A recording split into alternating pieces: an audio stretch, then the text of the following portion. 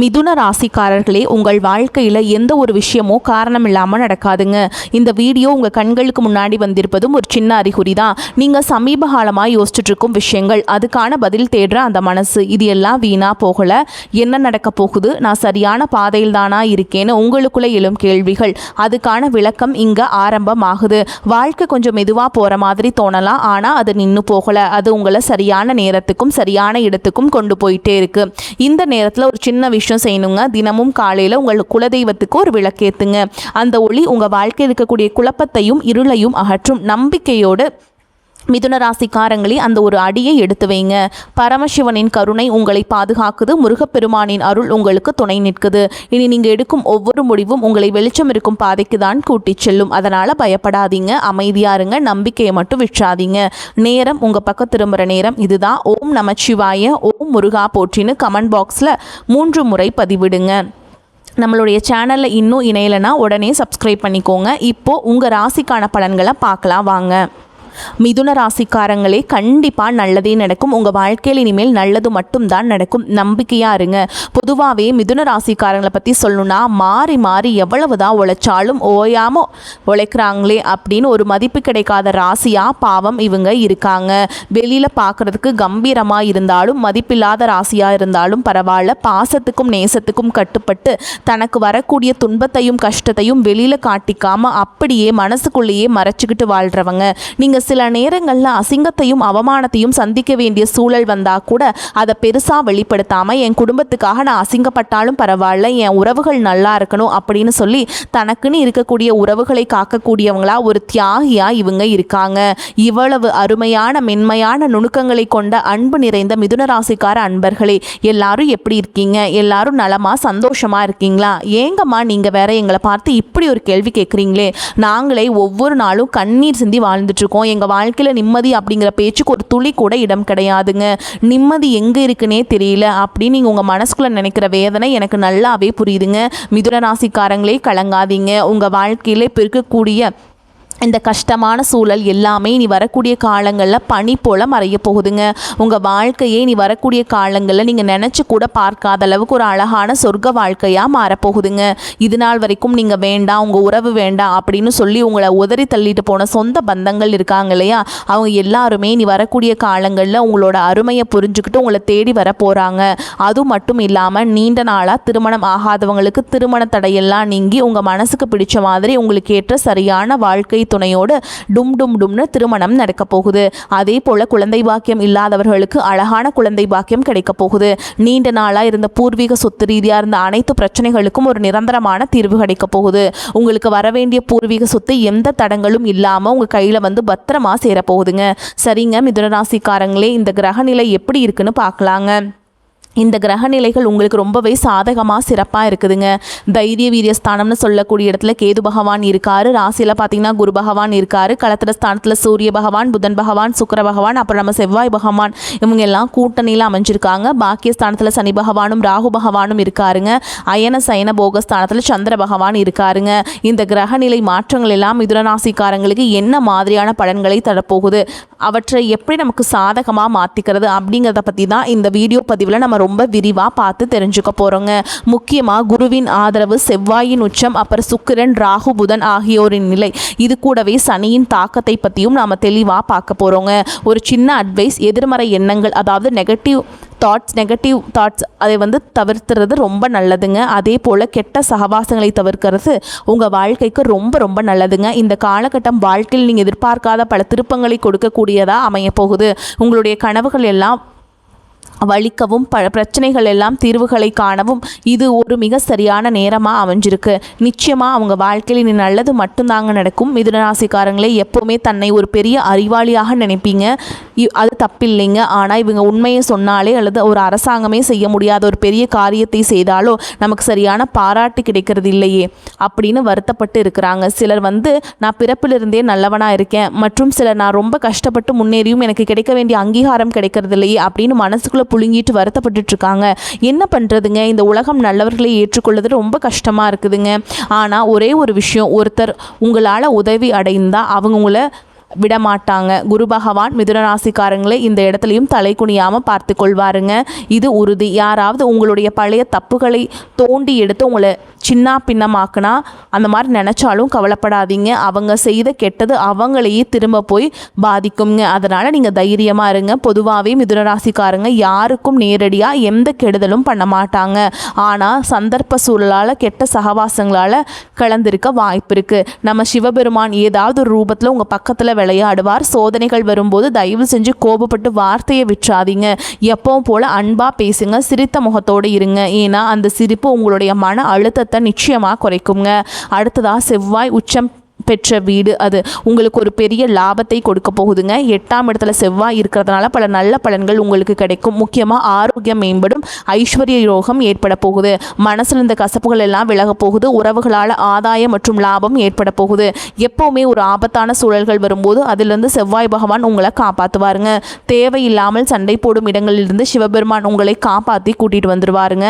அடுத்ததாக 9வது வீட்டில் சுக்கிரன் ராகு புதன் இருக்கிறதுனால பலருடைய குணாதிசயங்கள் நீங்கள் தெளிவாக தெரிஞ்சுக்கிட்டு நீங்கள் சாதிக்க போகிறீங்க. எதையும் சீரியஸாக எடுத்துக்காமல் சிரிச்ச முகமாக பல விஷயத்தை நீங்கள் பண்ண போகிறீங்க. சனி பகவான் பதவி ஸ்தானத்தை கொடுத்து தன்னுடைய பலத்தை நிரூபிக்க போகிறார். மொத்தத்தில் கிரகங்கள் எல்லாமே உங்களுக்கு சப்போர்ட்டாக சாதகமாக இருக்க போகிறாங்க. அதனால் மனசில் துஷ்டமான விஷயங்களை சிந்திக்காதீங்க. அது தேவையில்லாத பிரச்சனைகளை கொடுக்குங்க. ரொம்ப பெரிய காரியங்களை யோசிக்காமல் இறங்காதீங்க. கெட்டவர்களோட நட்பு கொள்ளாதீங்க. பரிகாரம் என்னென்னு பார்த்தீங்கன்னா, மிதுன ராசிக்காரங்க நம்ம நடராஜ பகவானை வழிபாடு பண்ணணும். சிதம்பரம் நடராஜர் அல்லது பக்கத்தில் இருக்கக்கூடிய சிவன் கோவிலுக்கு போய் தரிசனம் செய்கிறது உங்கள் வாழ்க்கைக்கு ரொம்பவுமே நல்லதுங்க. நிச்சயமாக உங்களுடைய எண்ணம் போல் உங்கள் வாழ்க்கையில் நல்லது மட்டும்தாங்க நடக்கும். கெட்டது நடக்குமோ அப்படிங்கிற பேச்சுக்கெல்லாம் இனி ஒரு துளி கூட இடம் கிடையாதுங்க. அதே போல் வெள்ளிக்கிழமைகளில் லக்ஷ்மி நரசிம்மர் துதி படிச்சிங்கன்னா கழுத்து வரைக்கும் இருக்கக்கூடிய கடன் கூட சீக்கிரமாக அடையுங்க. லக்ஷ்மி நரசிம்மர் உங்களை நிச்சயமாக வாழ்க்கையில் ஒரு படி உயர்த்தி விட்டுருவாருங்க. உங்களுடைய எண்ணம் போல் வாழ்க்கைன்னு சொல்கிற மாதிரி உங்கள் வாழ்க்கையில் நல்லது தாங்க நடக்கும். இன்னொரு எளிமையான பரிகாரம், காலையில் ஓடுற தண்ணியில், அதாவது ஆறு அல்லது வாய்க்காலில் நீங்கள் உங்கள் வீட்டில் இருக்கக்கூடிய ஆகாத பழைய பொருட்களை கொண்டு போய் போட்டுருங்க. இதன் மூலமாக உங்கள் வீட்டில் இருக்கக்கூடிய கண் திருஷ்டி எல்லாம் விலகிடும். நீங்கள் வெளியே போயிட்டு வீட்டுக்குள்ளே வரும்போது மறக்காமல் காலை நல்லா தண்ணியில் கழுவிட்டு அப்புறமா உள்ளவாங்க. நரசிம்மமூர்த்தியை வழிபாடு பண்ணுறது ரொம்பவுமே விசேஷங்க. உங்கள் வாழ்க்கையில் நல்லது தாங்க நடக்க போகுது. கெட்டது அப்படிங்கிற பேச்சுக்கெல்லாம் துளி கூட இடமே கிடையாதுங்க. ஜோதிட சாஸ்திரத்தில் 3ஆவதாக அமைந்துள்ள ராசி தாங்க நம்மளுடைய மிதுன ராசி. நம்மளுடைய மிதுன ராசிக்காரங்க எப்போவுமே ஒரு தைரியசாலியாக இருப்பாங்க. மிதுன ராசியுடைய அதிபதி யாருன்னு பார்த்தீங்கன்னா புதன் பகவானுங்க. மிதுன ராசியில் இருக்கக்கூடிய நட்சத்திரம் யாருன்னு பார்த்தீங்கன்னா மிருகசீரிஷம் 3ஆம் பாதம், 4ஆம் பாதம், திருவாதிரை மற்றும் புனர்பூச நட்சத்திரம் 1ஆம் பாதம், 2ஆம் பாதம், 3ஆம் பாதம். இவங்க எல்லாரும் நம்மளோட மிதுன ராசியில் இருக்கக்கூடிய நட்சத்திரம்ங்க. புதன் பகவான் மிதுன ராசியை ஆட்சி செய்கிறாருங்க. நம்மளோட மிதுன ராசிக்காரங்களுக்கு நட்பு ராசியாக இருக்கக்கூடியவங்க யாருன்னு பார்த்தீங்கன்னா ரிஷபம், கன்னி, துலாம். இவங்க எல்லாரும் நம்மளோட மிதுன ராசிக்காரங்களுக்கு மிகவும் நட்பு ராசியாக இருக்காங்க.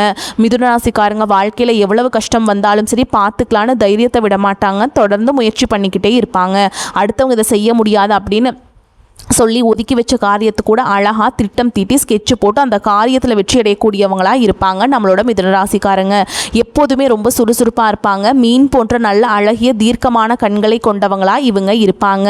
இவங்களுக்கு சோம்பேறித்தனம் அப்படிங்கிறது சுத்தமாக கிடையாதுங்க. உங்களுடைய வாழ்க்கையில் இன்னி வரக்கூடிய நாட்கள் ரொம்பவே அருமையாக இருக்க போகுதுங்க. உங்களுடைய நீண்ட நாள் ஆசைகள் கனவுகள் எல்லாமே ஒவ்வொன்றா நிறைவேற போகுது. உங்களோட மனசில் தெளிவு அதிகரிக்க போகுது. புதுசாக ஒரு நம்பிக்கை பிறக்க போகுது. நான் முன்னாடியே சொன்ன மாதிரி அடுத்தவங்க செய்ய முடியாதுன்னு ஒதுக்கி வச்ச காரியத்தை கூட அழகாக திட்டம் தீட்டி முயற்சி பண்ணி அந்த காரியத்தில் நீங்கள் ஜெயிச்சு காட்ட போகிறீங்க. பழைய கவலைகள் எல்லாமே மெதுவாக கொஞ்சம் கொஞ்சமாக குறைய போகுது. குடும்பத்தில் ஒற்றுமை ஏற்பட போகுது. இது நாள் வரைக்கும் புருஷன் பொண்டாட்டிக்குள்ள இருந்த சண்டை சச்சரவுகள் எல்லாமே விலக போகுது. மனசில் ஒரு பெரிய நிம்மதி ஏற்பட போகுது. உடல்நிலை ரொம்ப ஆரோக்கியமாக தெம்பாக இருக்க போகுதுங்க. நீங்கள் எதிர்பார்த்த நல்ல செய்திகள் தானாக உங்களை தேடி வரப்போகுது. தடைப்பட்ட வேலைகள் எல்லாம் மடன்னு நடக்க போகுது. பொருளாதார நிலை மெதுவாக உயரப்போகுது. காசு கையில் நிற்க போகுது. சேமிப்பு செய்யும் எண்ணம் வரப்போகுதுங்க. உடல் சோர்வு குறைய போகுது. உங்களுடைய உறக்கம் இனிமேல் சீராக நிம்மதியாக இருக்க போகுதுங்க. நல்ல மனிதர்களுடைய நட்பு உங்களை தேடி வரப்போகுது. உங்களுடைய மதிப்பும் மரியாதையும் இந்த சமுதாயத்தில் உயரப்போகுதுங்க. வேலை செய்கிற மேலிடத்துல பாராட்டு உங்களுக்கு கிடைக்க போகுது. புதிய வாய்ப்புகள் உங்களை தேடி வரப்போகுது. உங்களுடைய கற்றல் திறன், அதாவது புதுசாக கற்றுக்கிற ஆர்வம் அதிகரிக்க போகுது. ஆன்மீகத்தின் மீது உங்களுடைய ஆர்வம் அதிகரிக்க போகுது. உங்களுடைய தேவையற்ற பயம் குறைய போகுது. தன்னம்பிக்கை அதிகரிக்க போகுது. பழைய பிரச்சனைகளுக்கு ஒரு சுமூகமான தீர்வு கிடைக்க போகுதுங்க. குடும்பத்தில் மகிழ்ச்சி ஏற்பட போகுது. சுபகாரியங்கள் ஒன்று மாற்றி ஒன்று அடுக்கடுக்காக நடக்க போகுது. நீங்கள் செல்லக்கூடிய பயணங்கள் உங்களுக்கு நன்மை தரக்கூடியதாக அமைய போகுது.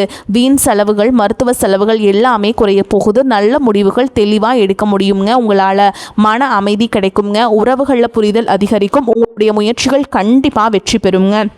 உங்களுடைய பொறுமைக்கான பலன் நிச்சயமாக உங்களுக்கு இந்த காலகட்டத்தில் கிடைச்சே தீரும். அதில் எந்த மாற்றமும் இல்லை. எதிர்பார்த்த உதவி சரியான நேரத்தில் உங்களை தேடி வரும். எதிர்கால நம்பிக்கை அதிகரிக்கும். மொத்தத்தில் உங்கள் வாழ்க்கையில் சந்தோஷம் நிலச்சிருக்க போகுது.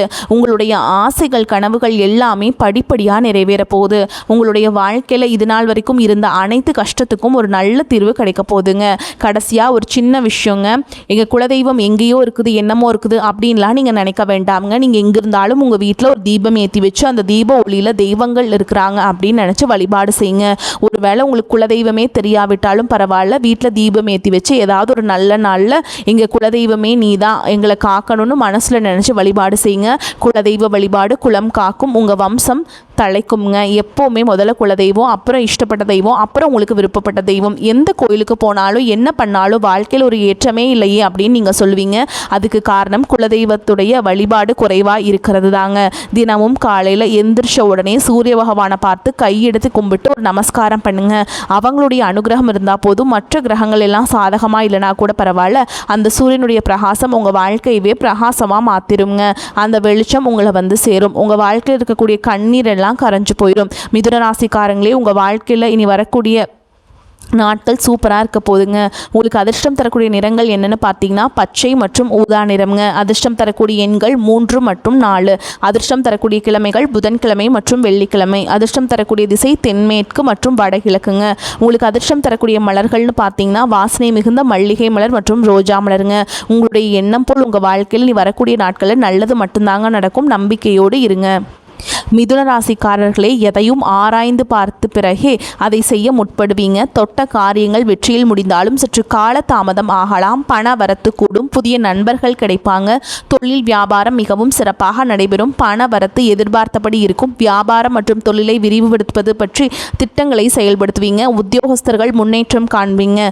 வேலை பற்றிய கவலை நீங்கும். நிர்வாகத்தின் ஆதரவு இருக்கும். குடும்பத்தில் வாக்குவாதங்கள் உண்டாகலாம். வாழ்க்கை துணையையும் குழந்தைகளிடமும் அனுசரித்து செல்வது நன்மையை தரும். குடும்பத்திற்காக கூடுதலாக உழைக்க வேண்டியது இருக்கும். பெண்களுக்கு எடுத்த காரியத்தை செய்து முடிக்க கால தாமதம் ஏற்படும். கலைத்துறையினருக்கு திட்டமிட்டு செயல்படுவது முன்னேற்றத்திற்கு வழிவகுக்கும்.